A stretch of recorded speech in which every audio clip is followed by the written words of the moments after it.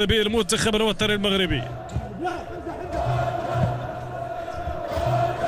جمهور لي تصلكم أصداؤه يحتفل بهذا الإنجاز بهذا اللقب،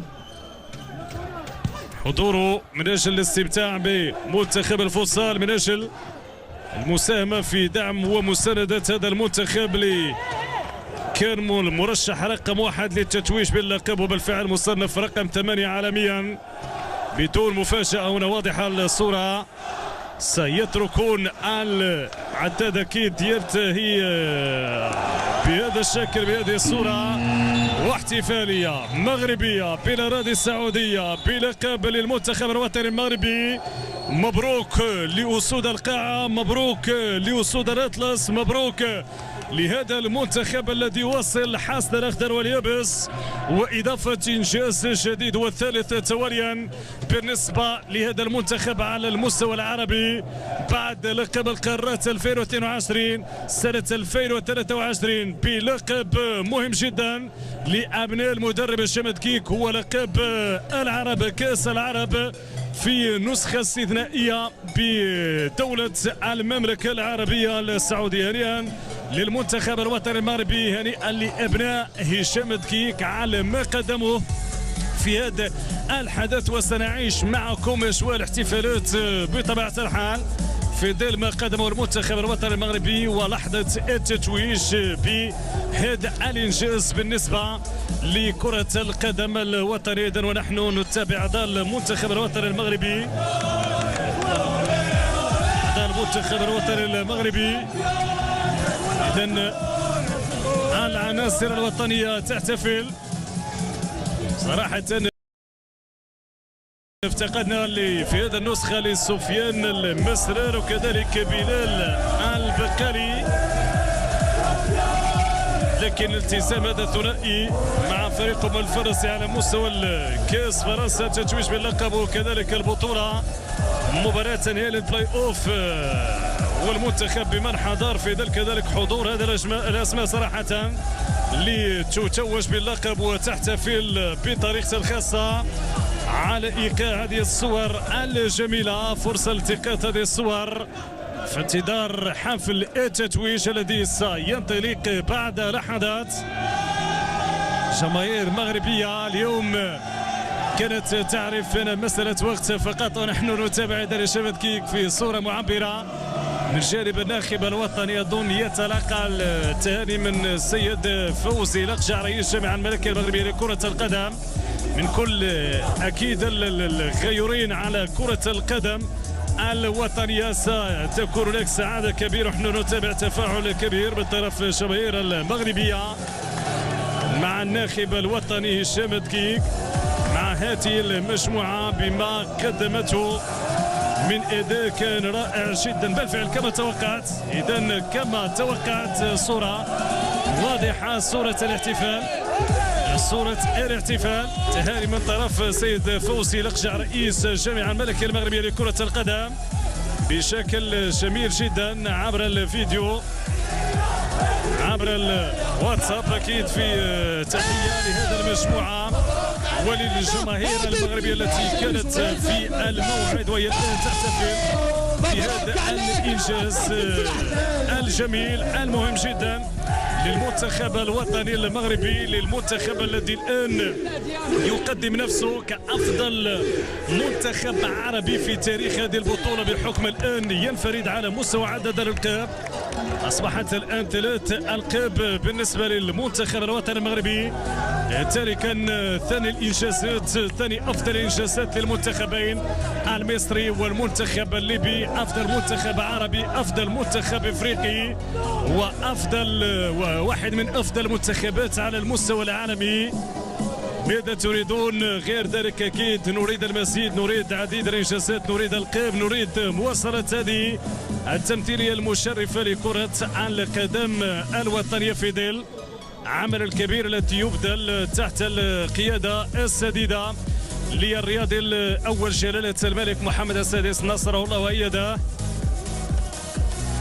أوراش كبيرة على مستوى كرة القدم الوطنية نجني ثمار الآن، ونواصل البحث عن المكاسب على كافة المستويات وفي مختلف المنتخبات الوطنية الرسمي على مستوى هذه المنافسة، بحضور سمو الأمير سعود بن جلوي، سمو محافظ كذلك محافظة جدة، وكذلك السيد المنتخب الوطني المغربي، وكانت عنده زيارة لعناصر المنتخب الوطني طيلة فترات مقامهم بهذه المدينة الساحرة. كما قلت لكم وكما توقعت، أنس العيان يتوج للمرة الثالثة تواليا بجائزة أفضل لاعب في المباراة. إذن أنس العيان بعدما خطف الأضواء أمام المنتخب السعودي، بعدما خطف الأضواء المنتخب الليبي، يفعل الآن فيما أكيد هنا قلت بعض كأس العرب لكرة الصالات السعودية 2023 إن شاء الله تكون السابعة وتكون النسخة الثامنة وتكون التاسعة، كل النسخ المقبلة إن شاء الله يكون التألق بالنسبة للمنتخبات الوطنية للتتويج. إذن الوصيف والمنتخب الكويتي الشقيق هنيئا له الوصول للفاينل في ظل ما قدمه لكرة القدم الكويتية، سيستفيد كثيرا بعد هذه النسخة الاستثنائية. حضور كان مميز صراحة للمنتخب الكويتي.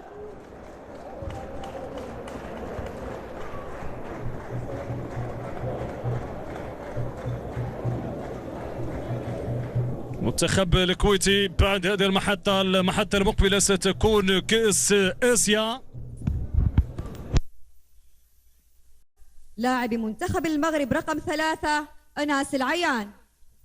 إذن أفضل لاعب في البطولة لاعب المنتخب الوطني المغربي. لحظات سيتم تتويج أنس العيان بالفعل بجائزة أفضل لاعب في البطولة. أفضل لاعب في البطولة أنس العيان، اللي اختير أفضل لاعب في اللقاءات الثلاث الأخيرة، بداية من السعودية ليبيا واليوم أمام المنتخب الكويتي. الآن يتفضل صاحب السمو الأمير سعود بن عبد الله بن جلوي محافظ جدة، ومعالي نائب رئيس وزير الرياضة الأستاذ بدر بن عبد الرحمن القاضي، والنائب الأول لرئيس الاتحاد العربي المهندس هاني أبو ريدة، لتتويج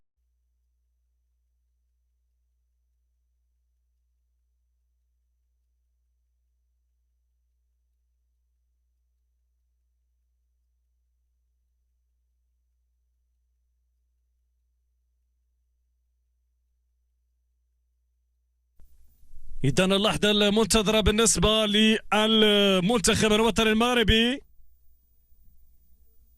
يتوجه الآن طاقم تحكيم المباراة إلى المنصة. إذن طاقم تحكيم المباراة اليوم الحكم محمد حسن من دولة مصر، طارق سامي حكم التالي كذلك من دولة مصر، هوكار صلاح أحمد من العراق، وكذلك حضور من البحرين عبد الرحمن الدوسري، ومن السعودية السعد علي الحيان وعبد الله المشاري. إذن الطاقم الخاص بتحكيم هذه المباراة النهائية.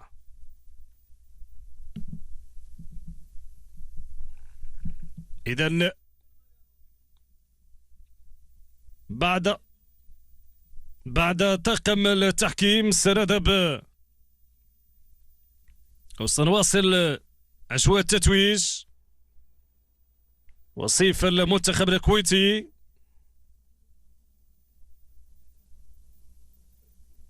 بطولة صراحة حققت مجموعة من المكاسب، من بين المكسب التحكيم، إشادة كما قلنا العمل اللي قام به الإطار المغربي سعيد النوري من أجل إنشاء هذا الحدث. ما دمنا نتحدث عن التحكيم والكفاءات المغربية التي تدير هذا المجال وتقدم خدمات كبيرة للتحكيم العربي الافريقي وكذلك العالمي. جميل أن يكون عندك طاقات مثل هذه من بين تقريبا 19 محاضر على المستوى العالمي، فإن دل فإنما يدل بأنه بالفعل هناك عمل، هناك أسماء مغربية اللي تمثلنا على مستوى مستويات عالية على المستوى مناصب القرار. يبقى في مقدمتها سعيد النوري اللي كان حاضر طيلة فعاليات هذه الدورة وكان مشرف رسمي على تقنية الفيديو سيبورت، وكذلك على مستوى أمور والدروس الخاصة للتطبيقية والنظرية الخاصة بهذه البطولة، إلى جانب الثنائي عبد الرحمن الأحمري من المملكة العربية السعودية والإماراتي عبد الله الشيحي. وهذه كل أمور مهمة جدا بالنسبة للتحكيم الوطني. في مقدمتها كذلك حضور الحكمين خالد النيش وسعيد الحوض. 5 لقاءات تواجد فيها الحكمين معا خالد النيش وسعيد الحوض، تمثيلية المغربية في هذه البطولة العربية كأس العرب لكرة الصالة السعودية 2023.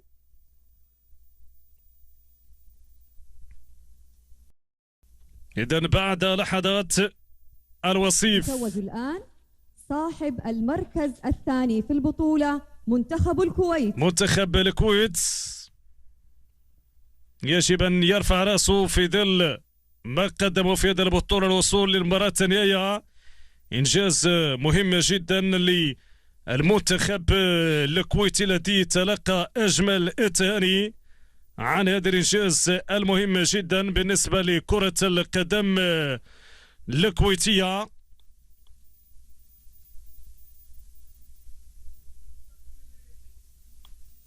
تهاني كبيرة كانت من عبد الله الشاهين رئيس مجلس إدارة الاتحاد الكويتي لكرة القدم بعد ما شرف هذا المنتخب منتخب بلاده. اليوم ليس باليد حيلة ما دام الخصم من العيار الثقيل من العيار العالمي بقيمة المنتخب الوطني المغربي كما قلنا الذي يجني ثمار عمل ومجهودات تبذل على كافة الجوانب بالنسبة لكرة القدم الوطنية. في مقدمتها صنف الفوتسال،